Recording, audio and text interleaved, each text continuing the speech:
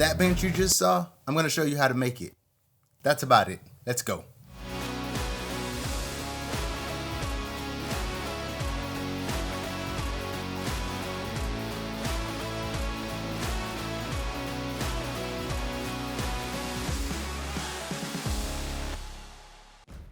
First thing I'm going to do is head to the miter saw and begin my cuts. Having a miter saw make things much quicker and efficient. Although it's not the only tool you can use, a circular saw works just fine. I'll be using a combination of 2x8s and 2x12s. The lumber of choice here is southern yellow pine, just typical construction lumber that can be found at your local box store.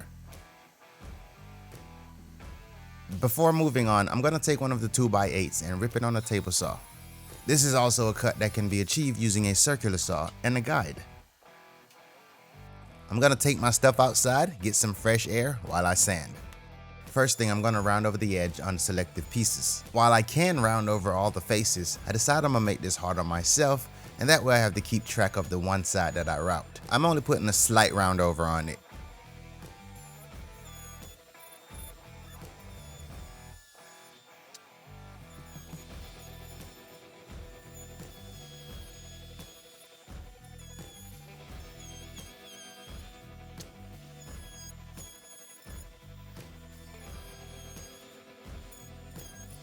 I can make a little mess outside and I don't have to worry about debris getting everywhere. But the main reason I came out here is because of sanding. And yes, I'm using a vacuum outside because the sawdust was still floating to the air. As long as you don't mind lugging your stuff outside, and I don't, it's worth the effort. After a few hours, I managed to sand all the parts down. My goal for this build is to hide as much of the hardware as possible. In some case, I'm going to use dowels. But keep in mind you can use whatever hardware or joining method that fits your skill set. I'm using the dowel max jig. For a joint like this, 2 to 3 dowels is plenty. And I'll repeat that a few more times until I'm able to build the frame.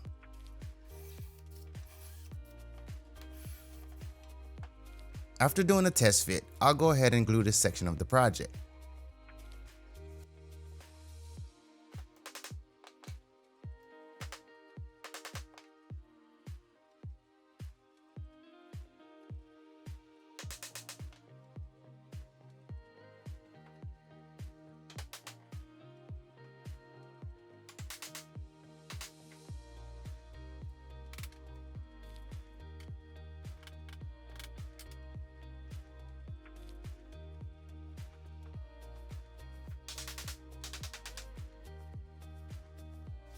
Now I'll throw on some clamps, set it off to the side, and allow the glue to set up.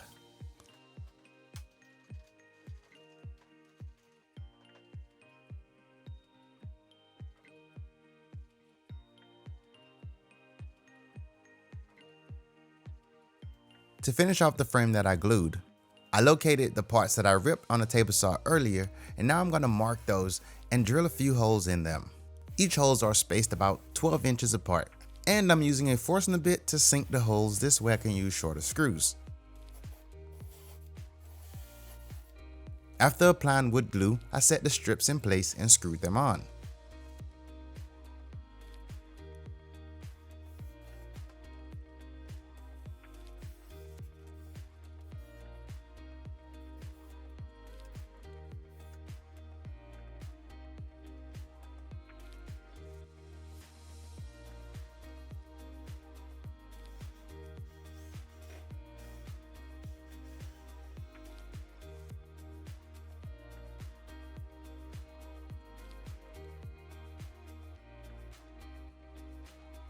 I'm going to shift my focus to making the legs. I want the legs to have a beefy look to it while keeping within the design style of the other pieces that I've made. So I'm going to go with a bigger lumber like a 2x12.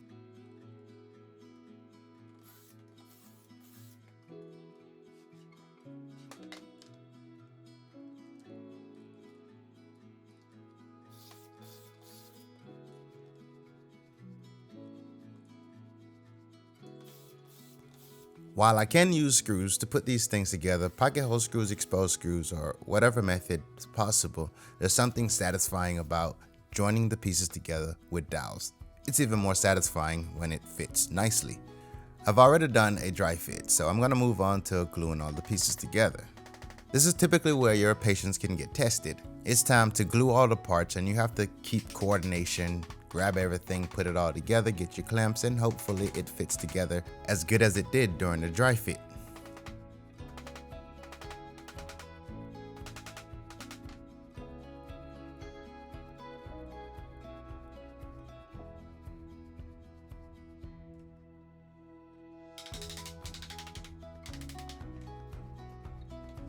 Now all I need to do is do what I just did and finish up the next one. With the glue being dried at this point, I'll take a hand plane and clean up the joints.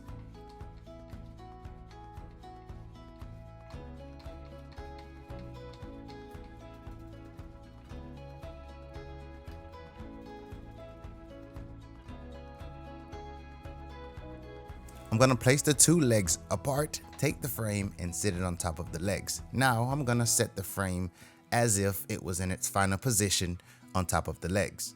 After confirming the placements, I'll put some clamps on and give it a quick test. I feel like I'm barely putting any flex on this, so I'm going to say it's strong enough. I'll use these brackets as a way to secure the legs to the frame. While holding the bracket in place, I'm going to trace it, not only the outside but also the screw holes. I'm going to need a total of 4 brackets, 2 per leg. Now I'm going to drill out a pilot hole for each of the holes that I traced over onto the leg. You can see the clamps in the frame, and the reason they're there is they're holding a piece of wood below. This way, as I drive all the way through the leg, it doesn't blow out the bottom. Now I'll repeat the previous step on the next leg.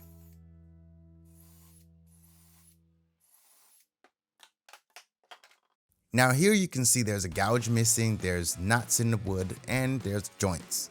I'm going to take some Bondo and mix it up. What I would like to accomplish here is to take the Bondo, fill in any gouge, any knots, cracks, or anything major within the wood. Not only am I trying to prevent water from seeping into it, at the same time, I'm also trying to enhance the aesthetic of it. Covering up the joint seams just give it a cleaner look. Now I didn't focus on getting every little detail, I just took care of the major ones.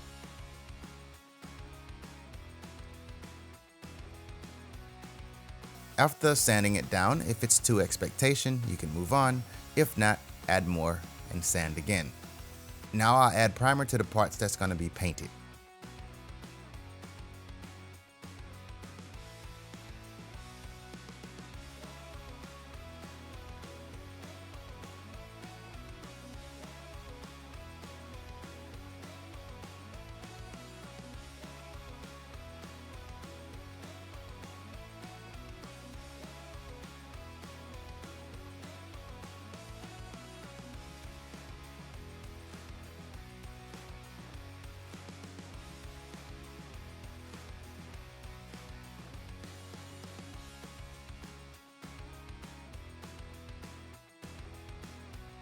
Alright, so the paint's done, and for this project, it's good enough for my liking. I'll now shift my focus to staining the rest of the pieces.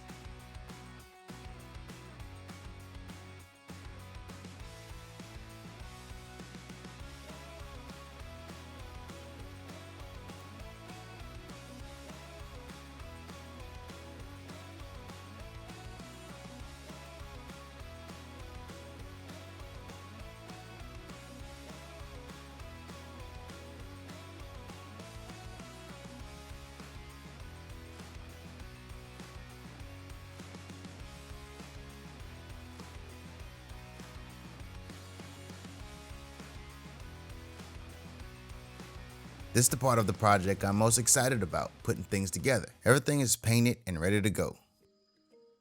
I'll start off with the frame. I'll grab the brackets and screw them in place. Because I marked the holes earlier than did pilot holes, it allowed me to put the brackets right back in the position that it was marked.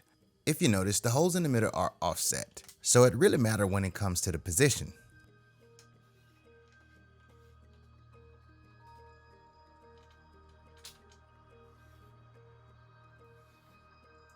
Adding LEDs to the bench wasn't really a thought, but I saw an opportunity. At the moment, all I have is this type of LED, one that's not coated.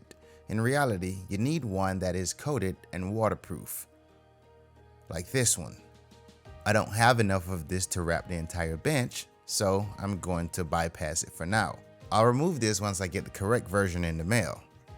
For the sake of this video, I'm going to show you how I would install the LED strip on the bench.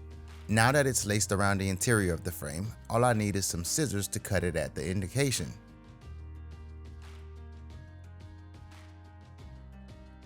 You can plug the bench into a wall, or you can power it with a power bank. At this point, I need to pay attention to how I'm attaching the slats to the seat. One side has a round over on it, and the other side doesn't. I'm assembling this upside down, so I need to make sure the slats are facing down. This small piece of plywood I have here is setting the overhang on the end cap on the slats. Here I'm going to use 2.5-inch pocket hole screws, and I'm double checking to make sure it doesn't go all the way through. I'm in the clear, so I'm moving on.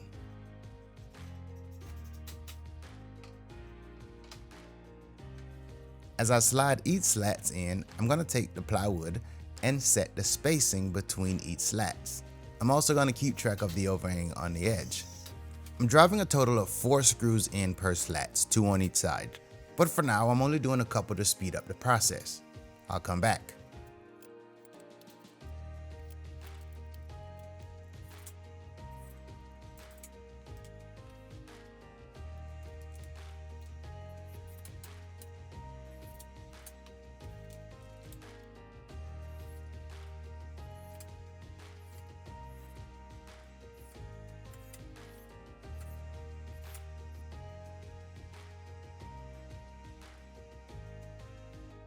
So I wanted to get a sense if I can lift this up. I think without the legs, it's manageable. Before I painted the parts, I marked a number on each leg. This was done during the drilling of the holes. I then marked the number and put a piece of tape on it. If I was to do this again, I would put that under one of the brackets. I'm going to sit the legs in place and begin to assemble them. After wrestling the bolt through, I added the washer and then the wing nut. Rather than using 2, I ended up using 1 lock washer. There just wasn't enough thread left over.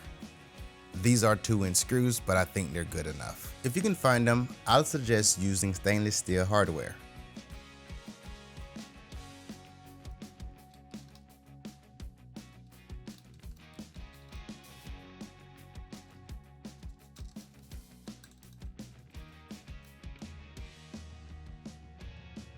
For now, I'm only going to use 4 bolts per leg, leaving 1 additional hole open.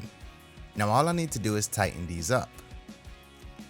The wing nut pretty much eliminates the need for 2 tools, but to give it some extra strength, I'll hold the wing nut and then use a ratcheting wrench to tighten up the bolt.